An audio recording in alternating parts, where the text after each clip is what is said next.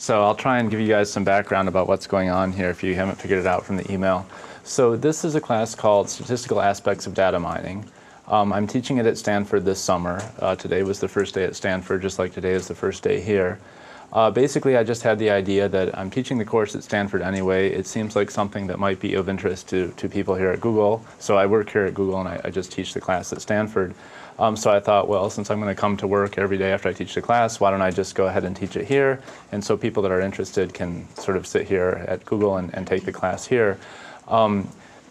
Because of that, sort of the slides and everything you see is basically the exact same as the slides that I'm presenting when I'm at Stanford. So some of the things, like for example, number 4 up here, the fourth thing we did at Stanford today was I took pictures of the students so I could have pictures of them. Obviously, I'm not going to take pictures of you because your pictures are all in MoMA, etc. So there's going to be certain things that obviously don't apply to you, and you just sort of have to be a little bit patient with that. But for the most part, I'm going to follow exactly the script from what I do at Stanford.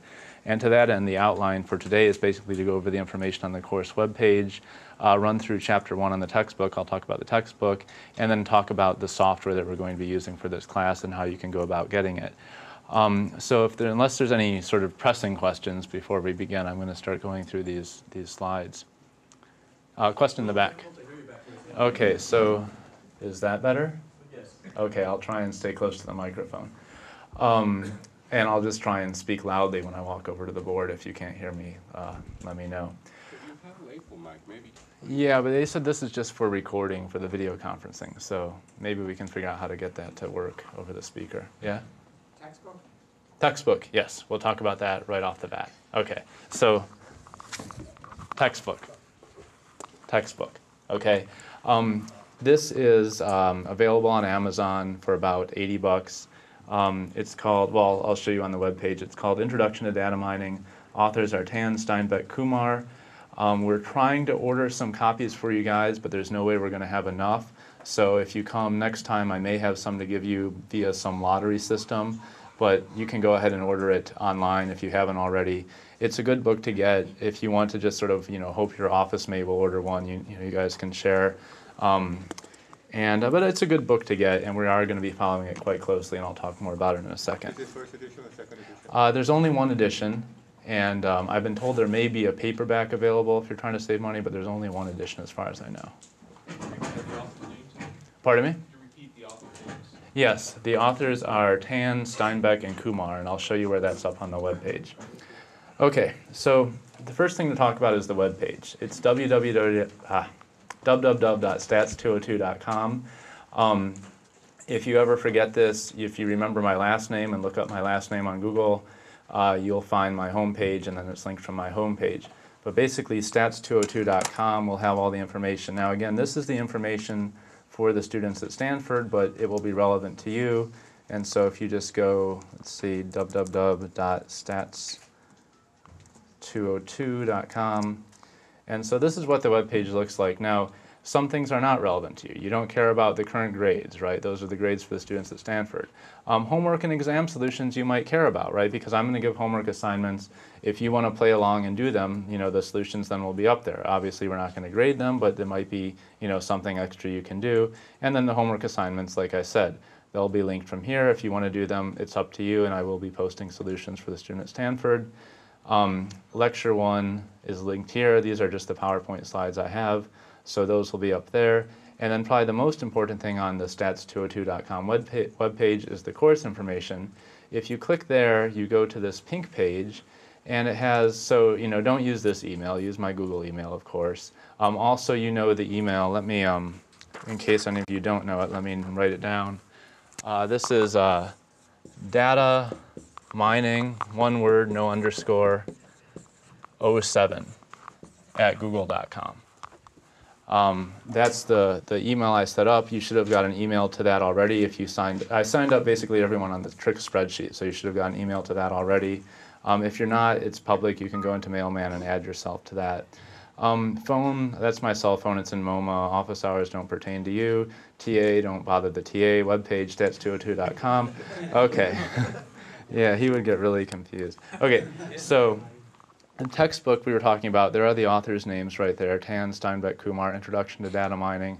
Like I said, I think it retails somewhere between $60 and $80, so go ahead and get yourself a copy of that, or find someone else who's going to have a copy of it and agree to share it.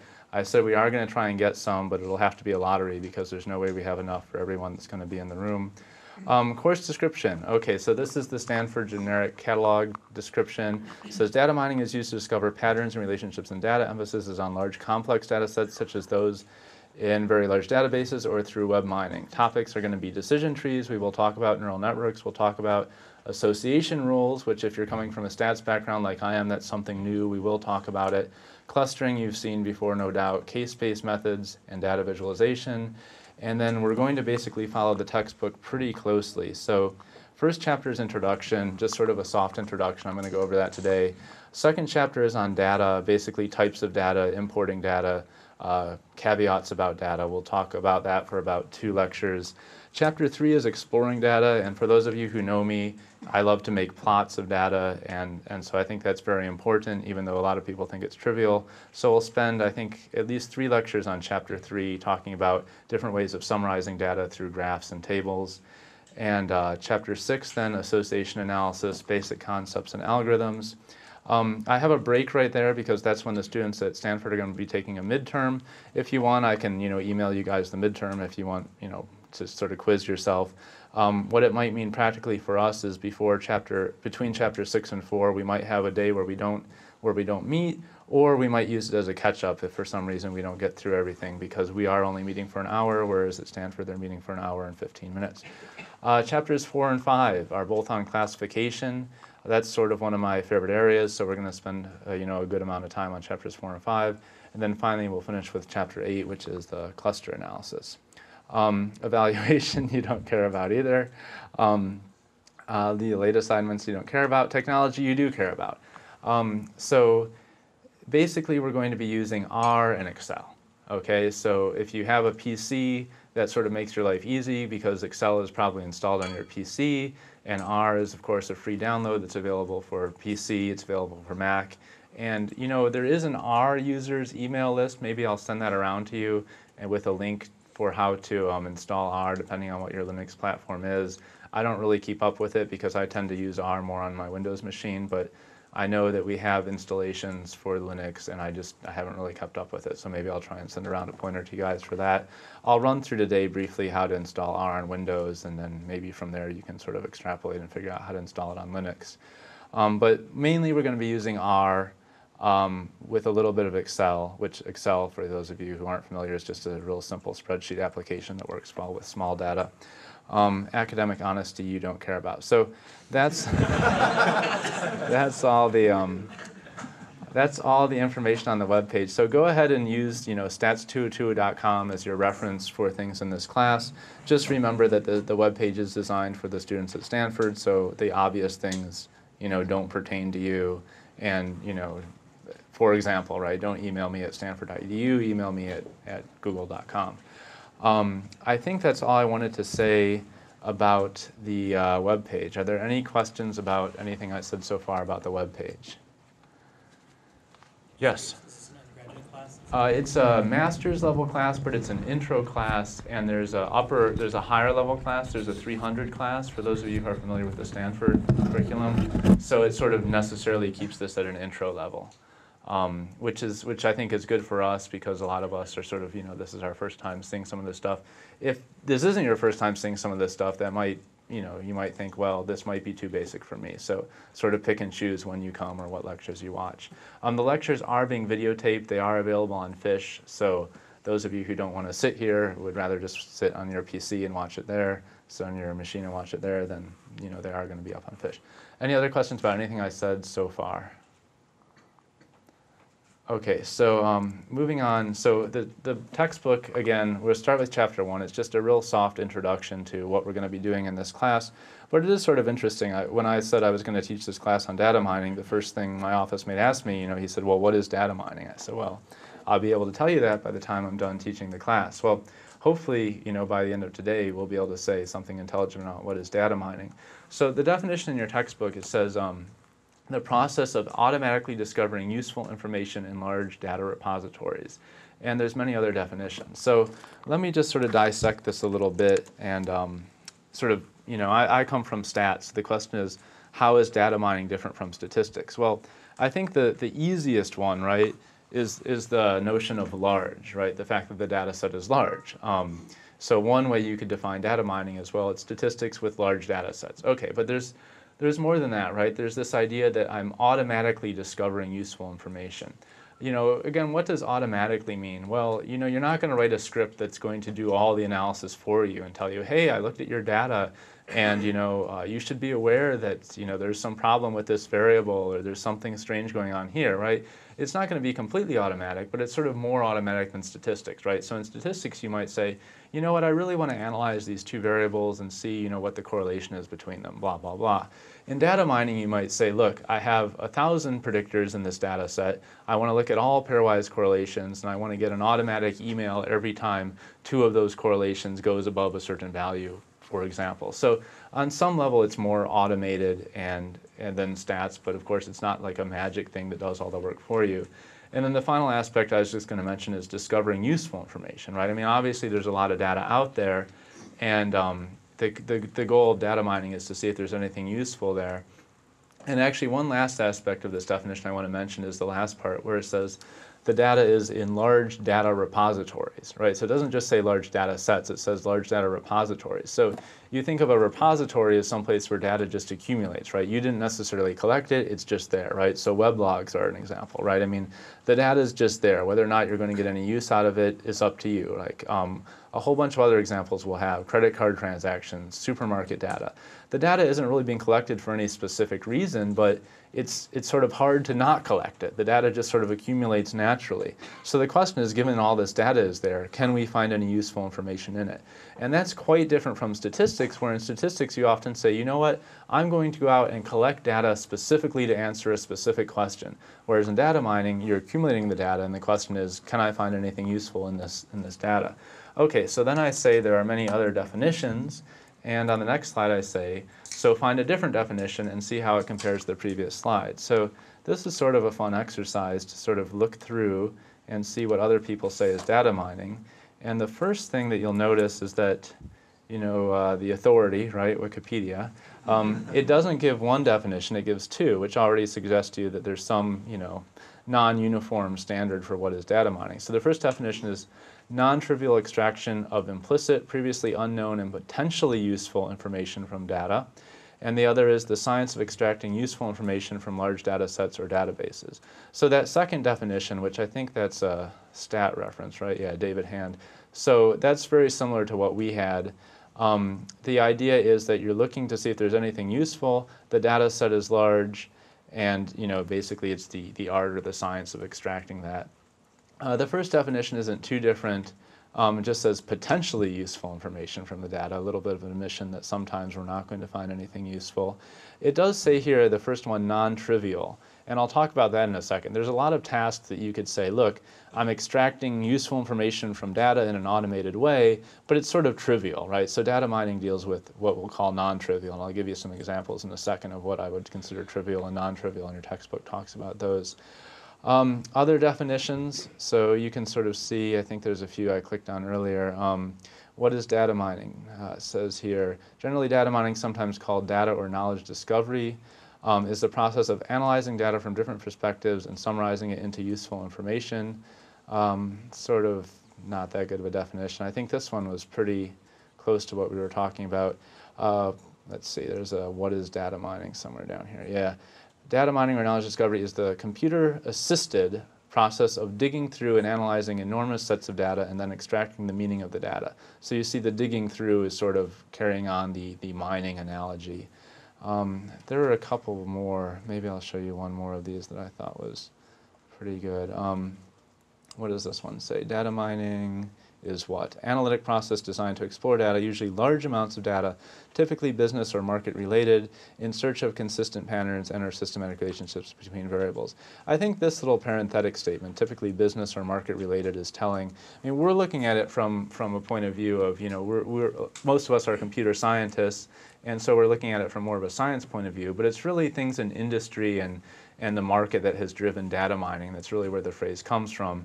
And it's sort of one of these, catchy, trendy words that like, oh, that company, my competitor is doing data mining and I'm not, so they're going to beat me. So that's, that's where a lot of it comes from. If you're cynical, it really is just, well, it's statistical techniques or it's machine learning techniques or it's, these techniques with a new word put on them. But, it's sort of, that's how things in business and market get popularity. Someone attaches a word to them. And so this is basically the word that's been attached to, again, as your textbook says, process of automatically discovering useful information in large data repositories. Now, I'll say as an aside, so, like I said, I come from statistics, and my office mate has the same background as me, and he said, all you really have here is two ingredients, to make a disaster, right? You have a lot of data, and you don't know what you're looking for. He said, you're only going to get yourself in trouble. Well, you can and you cannot. So we'll talk about some caveats that you have to be careful about. But generally, this is the feel of it. You have a large data set, and you're just looking to see if you can find some useful information in there. And what he warns about getting yourself in trouble is you need to make sure it really is useful, and you're not just telling yourself some story that's completely artificial. So I mentioned to you, some data mining tasks aren't really data mining tasks, right? Sometimes you think you're extracting useful information from a large data repository, but it's not really considered data mining. And that's because it's too trivial, right? So here on the left side of the screen, you have some data mining tasks. On the right, you have some non-examples, right? So for example, looking up a phone number in a phone directory. Well, that's extracting useful information. If you want the phone number, it's useful to you. The phone directory is a large data set, so you're extracting useful information from a large data set, but it's not considered data mining. It's too trivial, right?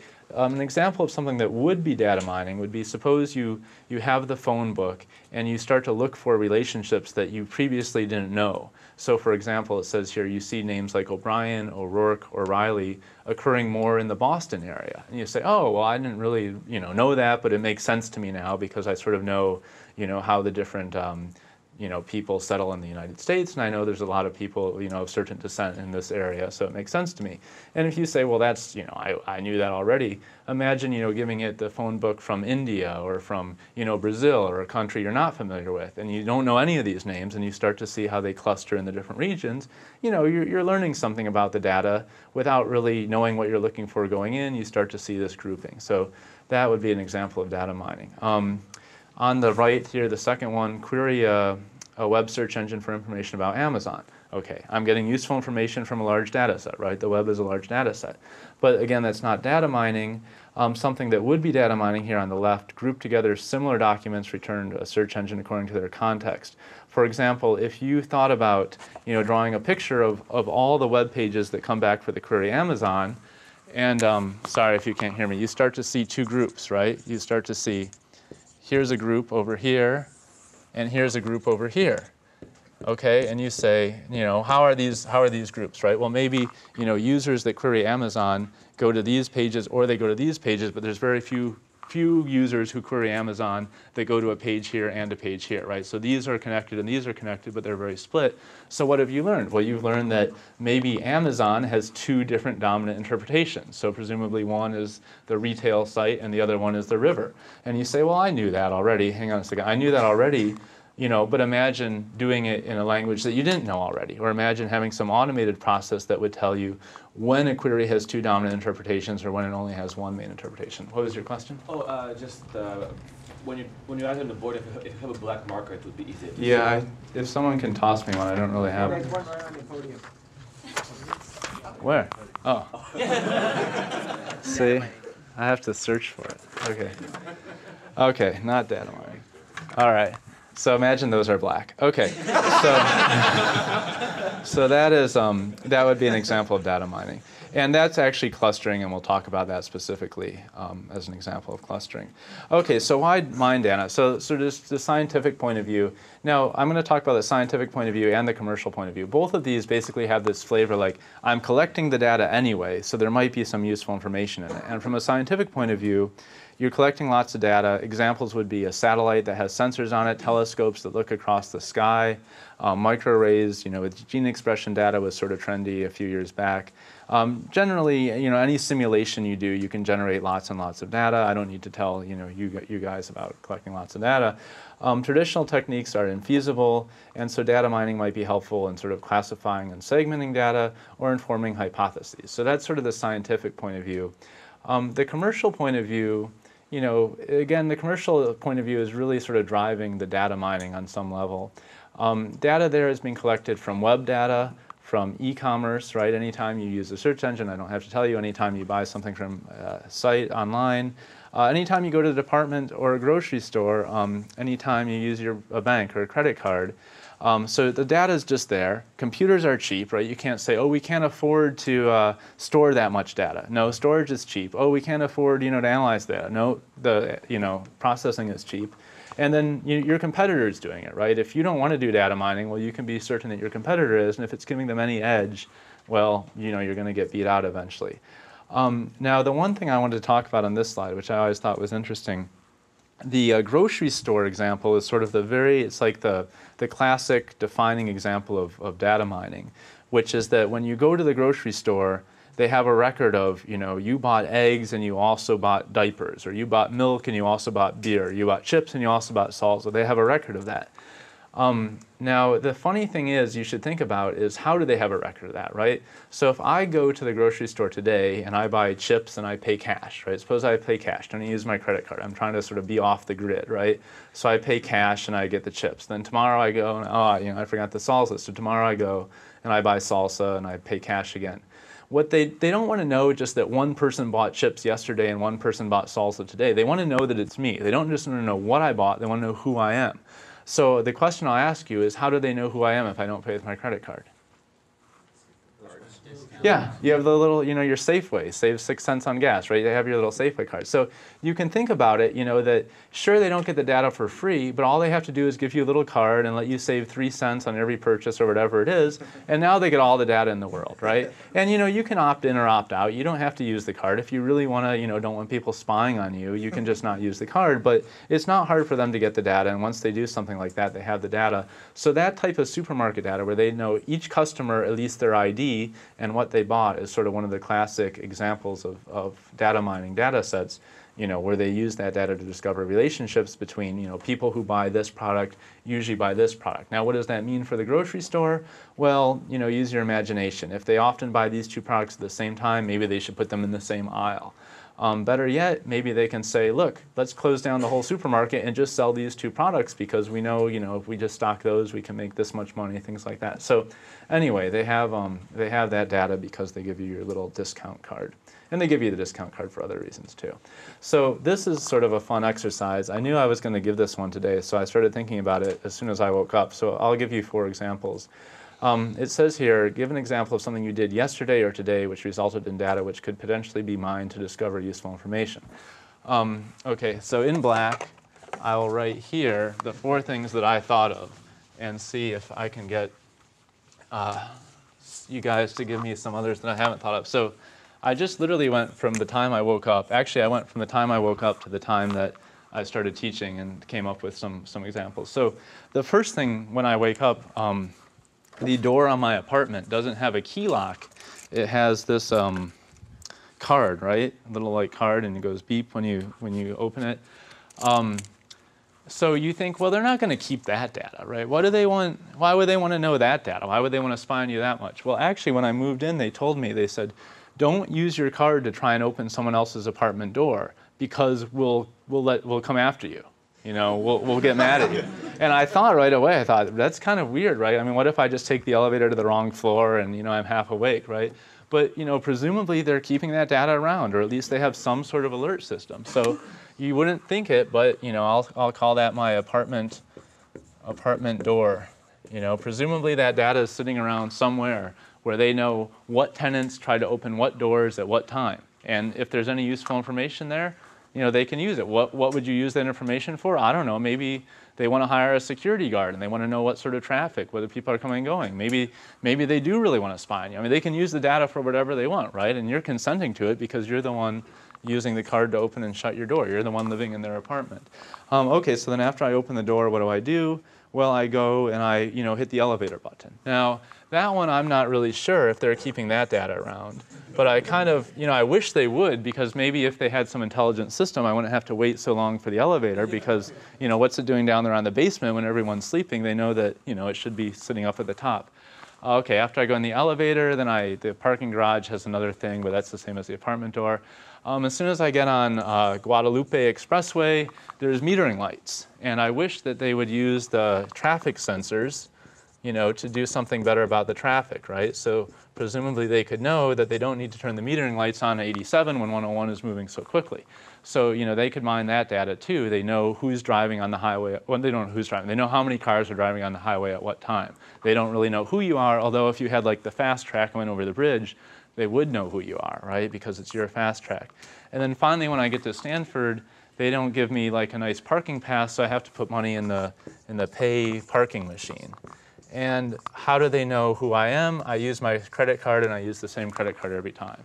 So these are, none of these are related to internet applications. I'm trying to, be a little bit creative. All cases where I'm producing data that someone could be using to do data mining. And they're not trying to spy on me. It's just I'm giving them the data. It's freely available for them to use for whatever purpose they want. So this is what in-class exercise number 2, I called it. So I gave you 4. How about you guys give me 4? Yeah, Charles. Completed stuff in a micro kitchen. The micro kitchen. And then they run out of data, right? So they have to restock the micro kitchen. They run out, so they know what we're eating and what building we live in, right? Okay, so that's, yeah. So presumably someone's looking at this data in the micro kitchen. Okay, one more in green. Yeah, Sorry. The government's tracking wherever you go for your cell phone. Cell phone, right? Not only, right? Yeah, so you can turn that off, right? But not only do they know who you are, who you called, what time you called, they also now know where you are because they have that little, GPS location sensor in there. And, I don't know, if you're a paranoid person, this isn't a good exercise for you, but, the data's there. They could ignore it if they want, but it's there, and they might find information in it. Okay, another one in the front. Google badge accessible. My badge, right? So someone actually asked me this one time, so let me just say this is my badge, right, which is, B-A-D-G-E, which is similar to my apartment door, but this is, an employer, right, who might have a little more interest in who I am and where I'm going at what time.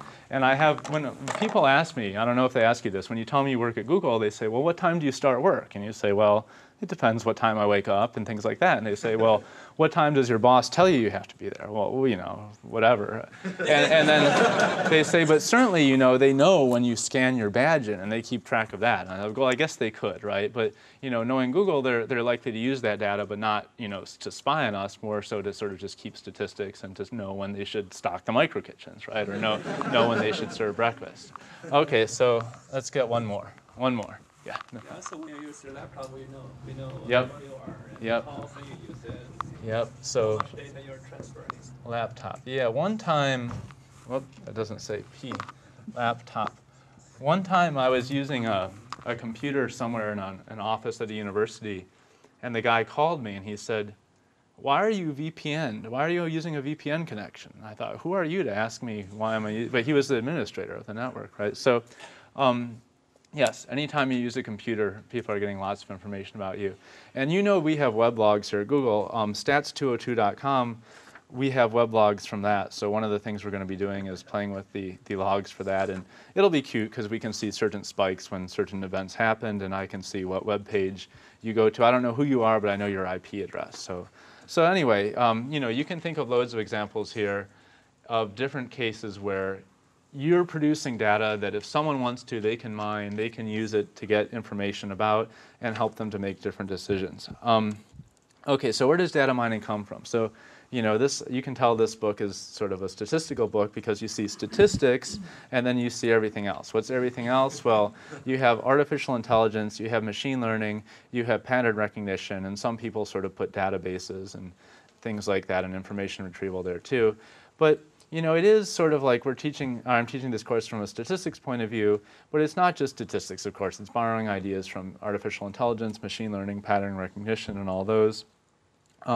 Traditional techniques, when we say that traditional techniques in the second bullet, it's traditional statistical techniques would be unsuitable. Why? The data is large, not just large like a lot of observations, but large, it's high dimensional, and heterogeneous and distributed, right? So there's sort of new challenges for statistics. We coined this phrase data mining, but we're borrowing information from, or we're borrowing ideas from all these other areas too. Okay, so the book breaks down into two types of data mining tasks. And this dichotomy is a little bit forced in some cases, but I'll walk through it. So they differentiate between predictive methods and descriptive methods. And let me sort of write the shorthand version of these. The one thing to remember is, I guess, descriptive methods don't really have one right answer. You sort of know if you found something useful because it's useful, but you never really know exactly what you're going after. Whereas predictive methods, you're going to look at your classification accuracy or your precision and your recall. So those are straightforward. So predictive methods, this is predictive. What do we have here? It says some variables to predict unknown or future values of other variables, right? So basically we're trying to predict future in some sense, right? We're trying to use some inputs to predict a future classification of some output. Whereas descriptive methods, for that, we're just basically trying to find patterns in the data. Okay, find patterns. Okay, so the way to remember this, right, is sort of this is the supervised learning and the unsupervised learning, if you will, right? So the example I would give you, if you think about the Amazon, right? With Amazon, I found a pattern, right? There were two distinct types of pages about Amazon. There was like the commercial Amazon and there was the river Amazon. So I found the pattern. Okay, suppose alternatively that so that would be descriptive. I described a pattern. I described that there were two groups of the Amazon web pages. Predictive would be more like, I know that there's two types of Amazon web pages. I know there's the ones about the commercial site, and I know there's ones about the river. Okay, I know that there's two groups. But can I predict, given a new one, given a new web page, right? Can I have a computer algorithm that will predict which one of these two classes it falls in? And the way I'm going to measure success there is how accurately am I going to be able to predict this, right? What is my misclassification rate? Am I going to get 90% of them correct, 95% of them correct, et cetera? Now, it's real easy for a human to read the web page and say, oh, this is about Amazon the retailer, or this is about Amazon the rainforest. But can a computer use the human-labeled observations to get a pretty accurate rule? That's predictive data mining, whereas, again, I told you descriptive data mining was just finding the fact that there's two groups in the first place. So the topics that we're going to cover fall into these two categories as follows. So the book talks about classification and regression as both being predictive. So let me make this. So we'll put here classification and regression. Both of these as being predictive. Now, classification we're going to cover in chapters 4 and 5. Regression we're not going to cover in this course. However, if you take a stats course, they're going to cover regression.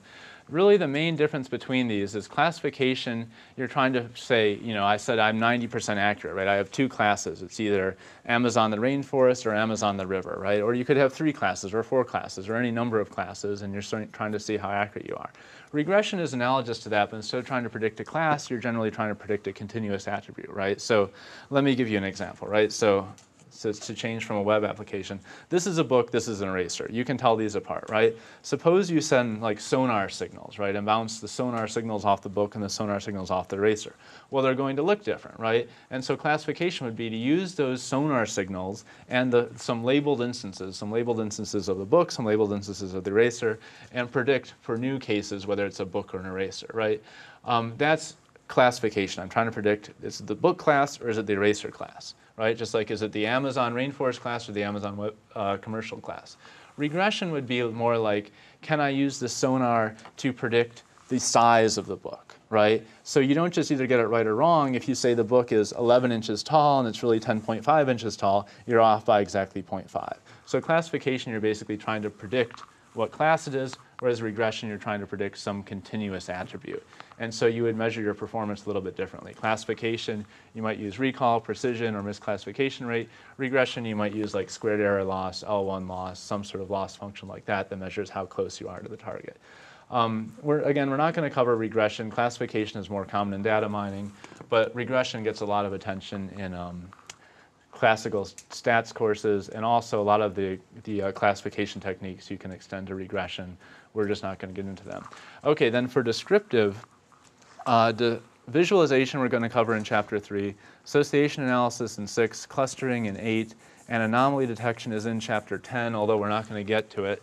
So let me just say a few words about these. So visualization is in Chapter 3. Visualization, as I said before, it's one of the most important things you're going to do. If you think about writing a report or doing some study, people are going to remember the picture, right? If you can't tell it with one simple picture, you probably haven't really said anything interesting.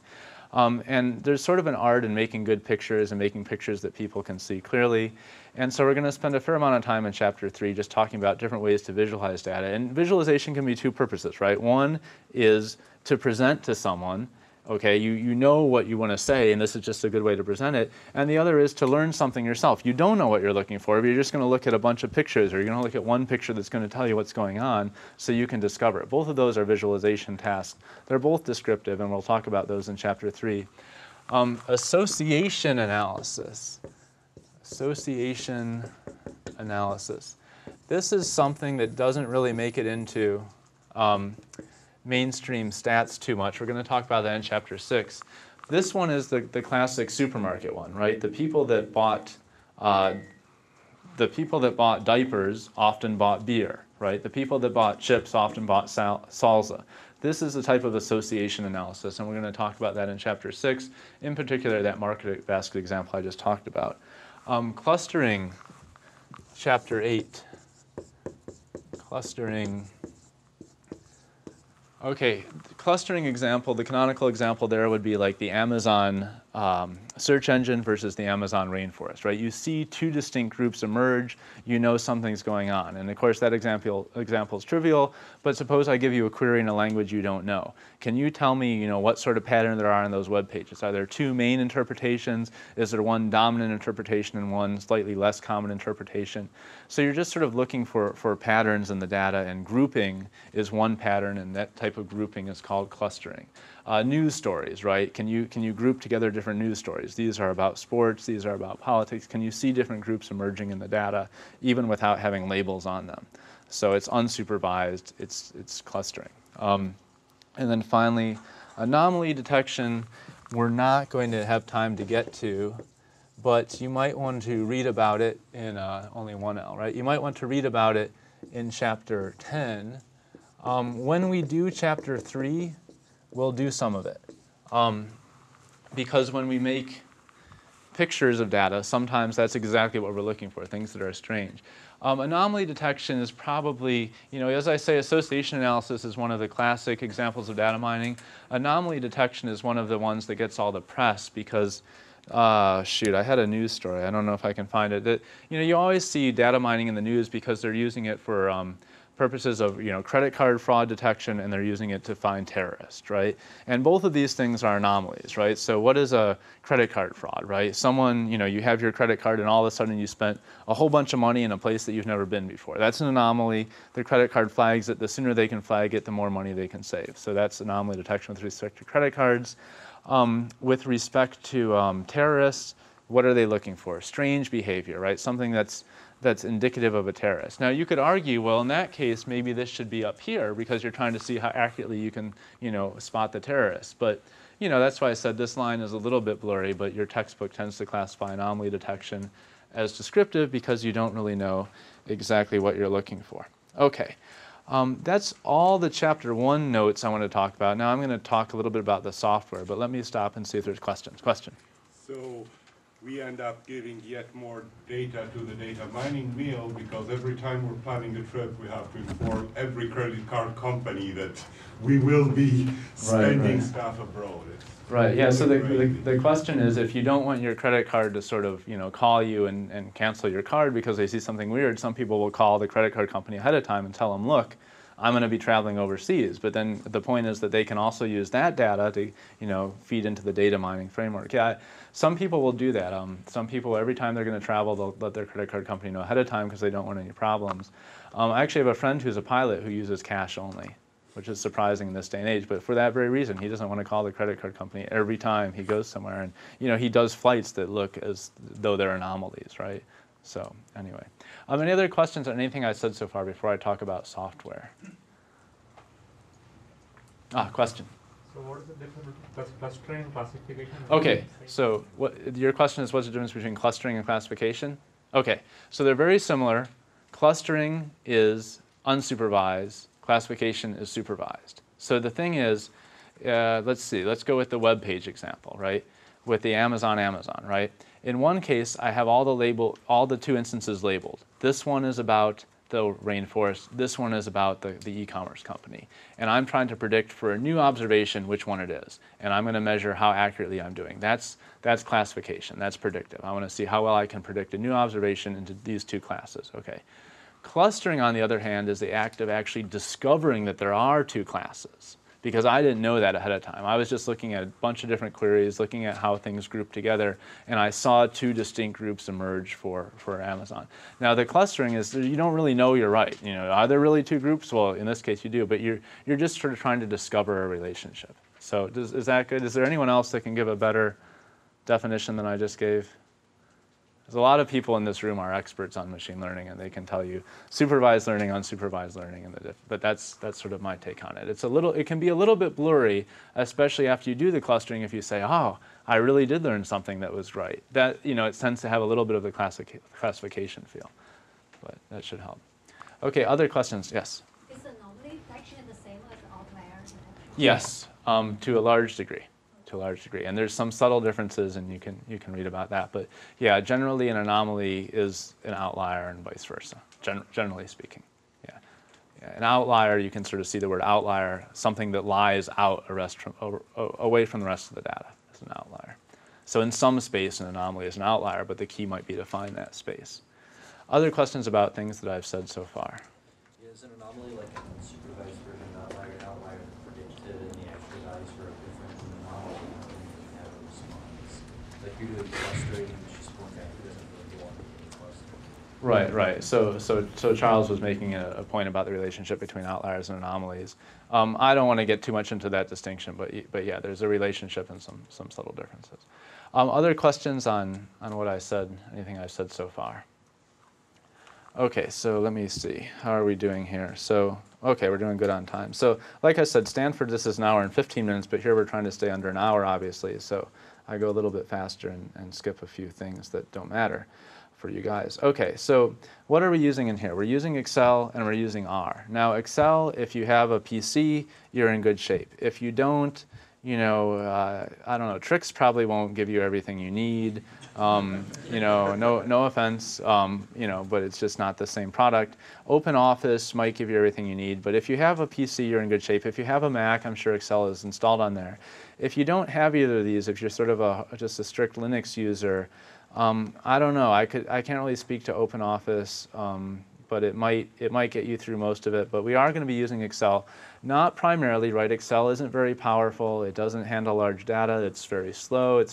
But for some purposes, it's good, and it is good to sort of have a spreadsheet application, sort of that you're comfortable with, because sometimes you can do things very quickly that you don't really want to take the time to script up. So we'll be doing some things in Excel.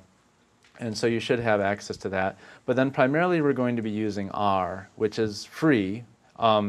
If you have Windows, I'll go through how to install it on a Windows machine right now. The same installation instructions will generally hold for the Mac. And for Linux, like I said, I'm going to try and send you guys a link to something on the something I can get from the R users, which talks about installation. But different people do different installations depending on what they're doing, and so I haven't really kept up with it. But let me take you through R and give you a little preview of that and show you how to get it installed on your Windows machine. I have a Windows machine right here, obviously, so as I go through examples, I'll be doing it on the Windows machine. So you know, you might, if you have a Windows laptop, just install R on that and use that for going through examples. Also, it's easy. You can bring it with you, and you can sort of play along as you're sitting here. Okay, so how do I download R? So you go to this web page, right? It's sort of a little bit tricky. For a while on Google, if you just, you know, queried R, you wouldn't get it. I think you can now, but let's just go to CRAN. Let's see. There we go. Okay, so we're going to be good with, you know, I have a Windows machine, so I just hit Windows 95 or later. And then base. So it's open source, and different people contribute different packages. If we need anything special, I'll let you know, but for now, base is going to do the trick. And then if I go down to this one here, this is a self-extracting exe file. It says I have to get it from a mirror near me, but it turns out if I click on this, right now the behavior is it's just going to give me one, and I can just save it. Then you double-click, go through all the defaults, let everything as it is going to be fine, and it will get you R. And once you do all that, you can see what it looks like. Here, let me just run through those screenshots again. So these are up on the PowerPoint slides if you sort of forget what I said. So go to cran.rproject.org, and for me, I would click on Windows 95 and later. Just click here on base, and then 2.5.0. I think I have a 2.4 version. The version shouldn't matter too much if it's, you know, within the last year. You save this to your machine, and then it will just install itself, and all the defaults are pretty good. Once you do that, okay, you get something that looks like this. So here I have actually 2.4.1 on my machine.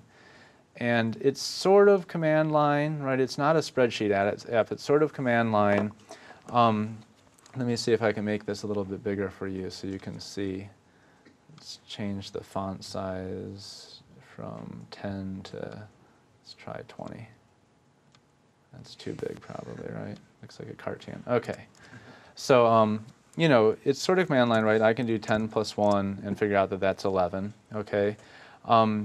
You have functions in here, right? So let's see. Let's think about an easy function. exp is exponential. E to the 0 is 1. Okay, so you have functions. You can look for help on the function. So I want to like help on the exp function. If I type question mark in any function, it brings up a window and tells me, you know, that this is log computes natural logarithms, log 10 computes, okay, and it gives you some examples. So the help is pretty good. And you can look things up online because there's a lot of documentation. So it sort of has command line. You can write your own functions. You can, you know, sort of use it as a little bit of a scripting language. But also it's really good for plotting, right? So if you type like, okay, well, sequence 1 comma 10 is the integers 1 through 10. So if I made a plot of, well, here I'll just show you. So let x be the sequence 1 through 10. And if I plot, suppose like x, comma, let's say x plus 10, then I get a plot, right? And you get to change sort of almost everything you can change on this plot. You can change the plotting symbol, you can change the font, you can change the color, you can make it clickable, you can label things. So the plotting in R is really good, and it gives you a nice tool for making plots very quickly, and we'll go through a lot of that when we get through chapter 3. But I think in the meantime, go ahead and make sure that you have a machine where you can use R and get it working. And next time when I get into chapter 2, I'm going to go through some example data sets, and we'll talk about, you know, manipulating them in R and Excel a little bit. But let me just take, you know, the last minute here and see if there's sort of any questions. So I'll just run through in case you missed at the beginning. The whole point here is that this class, you know, I'm teaching it at Stanford, so it's not too much extra effort for me to come here and teach it here. It is being videotaped, so you can watch all these, you know, on your machine at your desk. It's an hour, even though the Stanford class is an hour 15 minutes. And you know, you can sign up on Mailman. You're welcome to come to any lectures you want. Everyone's invited. This is the textbook. We'll try and, you know, distribute some of these next time, but there won't be enough. We'll have to do it by lottery, so go ahead and buy one. Go to www.stats202.com for all the information about the course, and make sure you're subscribed to the data mining 07 at google.com. And so I think that's all the organizational information. We're going to meet Tuesdays and Fridays from 1 to 2. I can't think of anything else that I might have said. Let me just stop and ask if there's any organization questions or anything. Yeah, question. Can you get a larger room? No, actually. I mean, I asked about this, and they said, like, well, you can, but you have to go through another process. So this is the biggest room the Google EDU folks had, and so... The machine learning EDU talks had a lot of attrition. Like Yeah. From the first lecture to So we hope that a lot of you have information. We hope that... Why are you looking at me when you say that? Because you're sitting on the floor.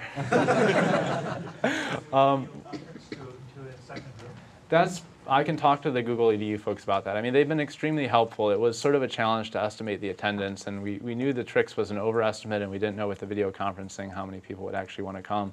And I think I still don't know how many people actually want to come, right? I think we'll know more on Friday. I think if we're still overflowing on Friday, then you can really try and see if we can do something better than having people sit on the floor. Other organizational questions? No other organizational questions? Okay, hey, there's free lunch in the cafeteria.